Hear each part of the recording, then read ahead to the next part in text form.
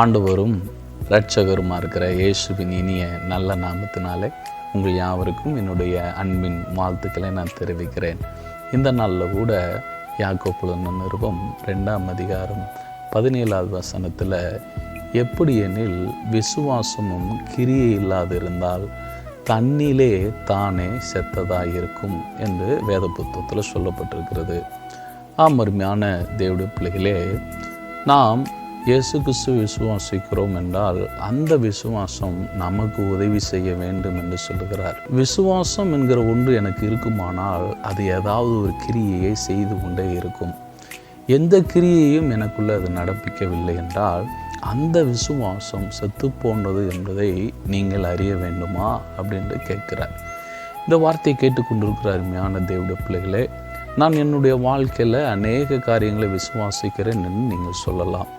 ஆனால் அந்த விசுவாசிக்கிற காரியங்கள் நம்முடைய வாழ்க்கையில் கிரியையிலே வந்திருக்குதா என்பது தான் மிக முக்கியமானது. இன்றைக்கி அநேகர் அதை கவனிக்க தவறி விடுகிறார்கள்.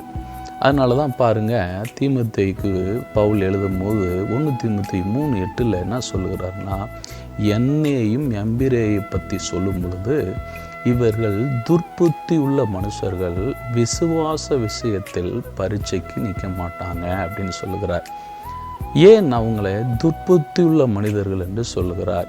விசுவாச விஷயம், அதாவது இவர்கள் எதை விசுவாசிக்கிறார்களோ அதற்கு ஏற்ற கிரியைகள் அவர்களிடத்தில் இருக்காது. அதற்கு பதிலாக நான் விசுவாசிக்கிறேன் அப்படின்னு மட்டும் சொல்லுவாங்க.